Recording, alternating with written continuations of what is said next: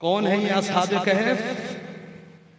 वो हैं ये असहाब कहफ कि जो असहाब इमाम मेहदी में हैं, असहाब हुसैन में नहीं।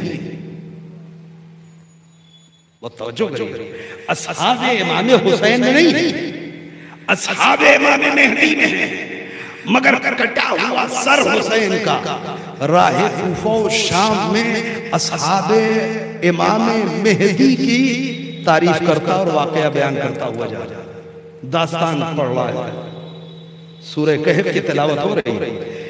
अम हसिबत अन्ना अस्हाबल कहफ वरकीम कानू मिन आयातिना अजबा, क्या तुम ये गुमान कर रहे हो कि असहाब कहफ जो है ये हमारी कोई बहुत बड़ी निशानी है, इन्होंने कोई बहुत बड़ा काम कर दिया?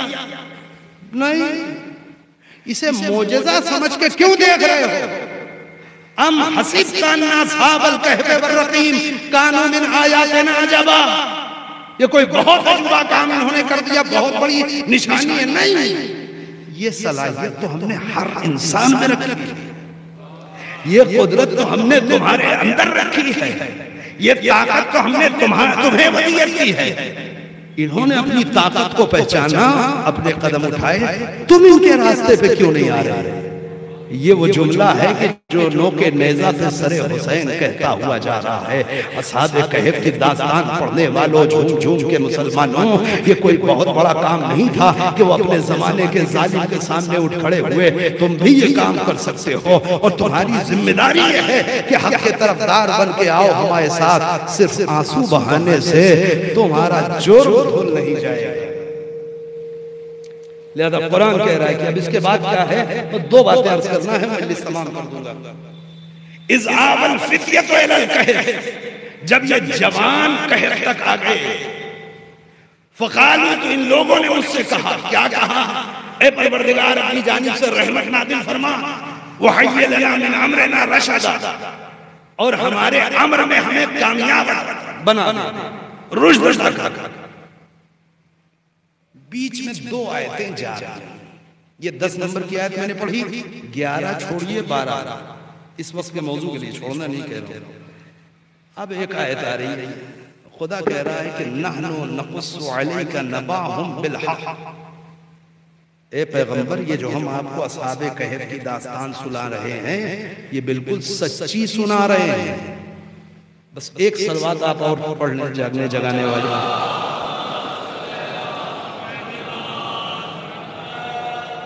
ये जो दास्तान सुना रहे हैं ये बिल्कुल सच्ची सुना रहे हैं।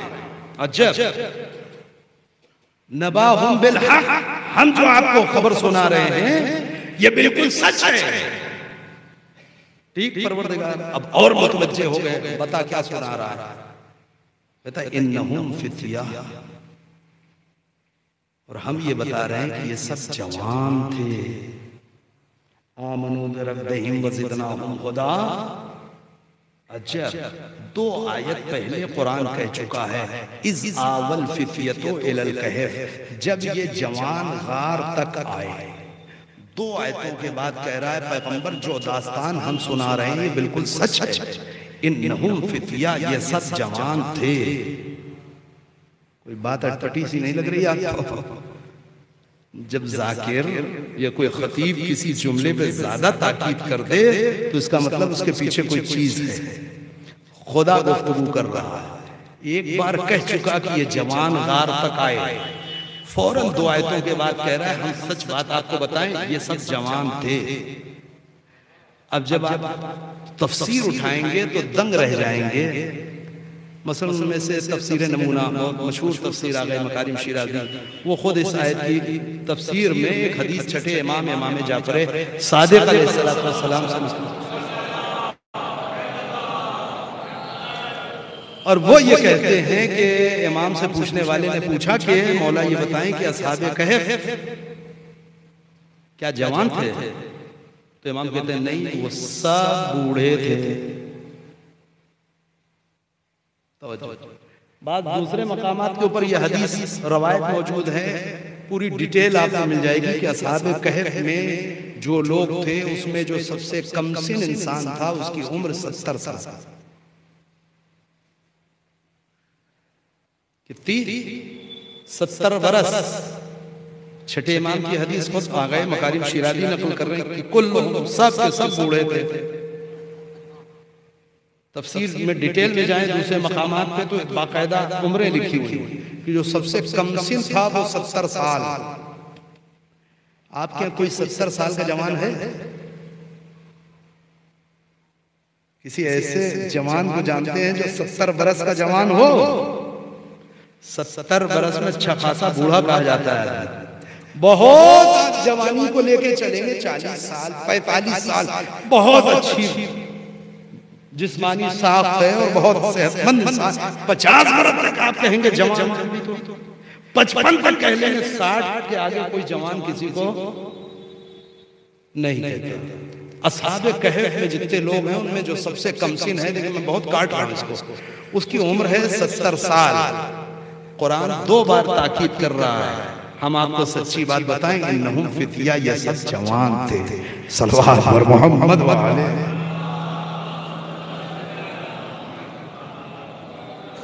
ये सब जवान थे। क्यों जवान थे? आमनू बिरब्बिही। मसला ये नहीं कितने साल के थे,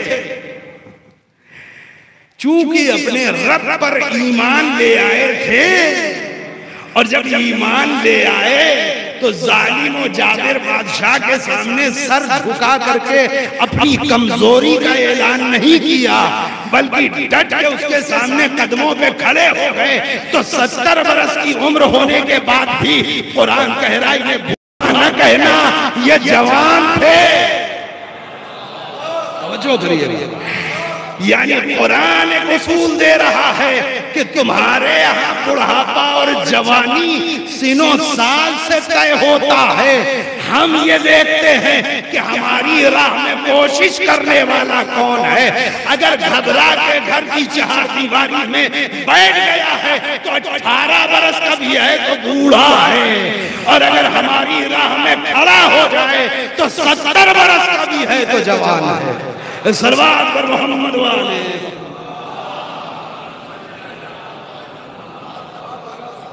तवज्जो करिए, यानी मुंतज़िरे हुकूमत अदद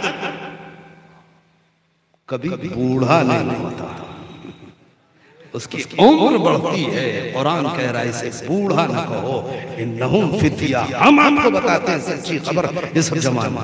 ईरान में एक शहर है शिराज, एक आलिम गुजरे हैं बहुत अच्छे खतीब, मोहम्मद तकी फलसफी।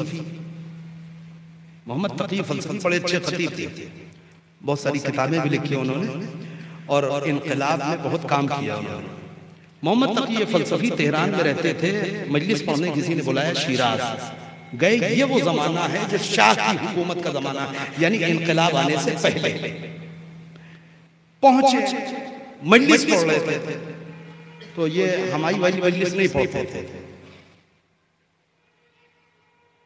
ऐसी मजलिस नहीं पढ़ते थे कि जिसमें मंत्री साहब भी आके थोड़ी देर बैठ जाते हैं और नेता साहब भी आके बैठ जाते हैं और वो फला पार्टी का वो भी आके बैठ जाता है। ये वाली मजलिस नहीं। मजलिस यानी अगर तहरीक है मजलिस जुल्म के खिलाफ, तो कम से कम हिंदुस्तान में कोई नेता तो नहीं आ सकता आपके जुलूस में एक सलवात पढ़े मोहम्मद वाले,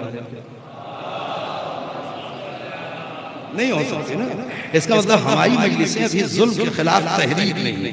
क्यों? इसलिए कि इसमें जालिम चंदा दे रहा है, जालिम की तरफ से सलीब सबमीर लगी है, जालिम की तरफ से जो है ये मदद की जा रही है और नेताजी इसमें ये डोनेशन दे रहे हैं। इसका मतलब ये मजलिस अभी जुल्म के खिलाफ तहरीक नहीं। तवज्जो करिए, तो हमारी वाली मजलिस नहीं पढ़ते थे, इनकलाबी मजलिस से पढ़ते थे। तो शिराज जब ये पहुंचे तो बीच मजलिस में देखा कि एक फौजी अफसर, कई फौजी अपने सिपाहियों को लिए हुए और जूता पटकता हुआ मजलिस में बिल्कुल मेंबर के सामने। अब पूरा मजमा सन्नाटे में, ये भी बेचारे घबरा गए। कहता है कि फलसफी नीचे उतरो, आओ। क्या करेंगे बेचारे, नीचे उतरे। कहा तुम मजलिस नहीं पढ़ सकते, यहाँ तकरीर नहीं कर सकते। ठीक है, नहीं करेंगे। कहा जितनी जल्दी मुमकिन हो शिराज छोड़ो, निकल जाओ, वरना तुम्हें अरेस्ट करके जेल में डाल देंगे। मोमनी ने जल्दी जल्दी इंतजाम किया, शिराज से निकले, वापस तेहरान आ गए। खूब अपना काम करते रहे। काफी साल गुजर गए, इनकलाब आ गया इमाम खुमैनी का, हुकूमत वली फकीह कायम हो गई ईरान में। कुछ साल के बाद फिर शिराज वालों ने आ गए, तकिए फलसफी को बुलाया मजलिस पढ़ने। गए थे इत्तेफाक से उसी इमाम बारगाह में। अब ये मजलिस पढ़ रहे हैं, देखा कि एक बूढ़ा सा आदमी वो लाठी लिए मजलिस में दाखिल हुआ और कोने में खड़ा हो गया। जैसे ही मजलिस पढ़ के उतरे तो लोग मुसाफा कर रहे थे, वो भी आगे बढ़ा धीरे धीरे, मजमे को चीरता हुआ करीब आया और आने के बाद इनसे मुसाफा किया उसने, और फिर हाथ पकड़ लिया। मजलिस खत्म, इसी जुमले हाथ पकड़ लिया।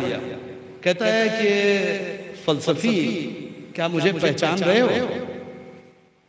इन्होंने ऊपर से नीचे तक देखा कि नहीं, ये बूढ़ा कोई लाठी लिए मोटा सा चश्मा लगाए हुए। का नहीं, मैंने तो नहीं पहचाना। का आपको याद है इतने साल पहले आप इसी इमाम बारगाह में मजलिस पढ़ने आए थे? कहाँ? का एक फौजी ऑफिसर ने आकर के आपको उतार लिया था। कहा हाँ याद है। कहता वो फौजी ऑफिसर में ही था, अब रिटायर हो चुका हूं। ये कहते हैं कोई बात नहीं, समझे कि शायद माजरत करने आया है कि उसको गलती की, यार कोई बात नहीं, मैंने वो सब भुला दिया। वो कहता है कि नहीं नहीं, मैं एक बात तुमसे पूछना चाहता हूं। का पूछो? का उस वक्त जब मैंने तुमको मिंबर से उतारा था, उस वक्त भी मैंने तुमको देखा था, मेरी तुम्हारी उम्र तकरीबन बराबर थी। तवज्जो करिए, मेरी तुम्हारी उम्र तकरीबन बराबर थी। ये ऐसा क्या हुआ कि इतने बरस के बाद मुझे देखो मैं इतना बूढ़ा हो गया, तुम ऐसे ही जवान दिख रहे हो? जवाब सुनेंगे आगे फलसफी क्या कहते हैं कि दोनों के काम में फर्क था। तुम जुल्म की नौकरी कर रहे थे, मैं हुसैन की खिदमत कर रहा था। ये वादे इलाही है कि अगर कोई खुदा की राह में अपना वक्त सर्फ करता है तो खुदा उसे बूढ़ा नहीं होने देता। वो बुजुर्ग तो हो सकता है, बूढ़ा नहीं।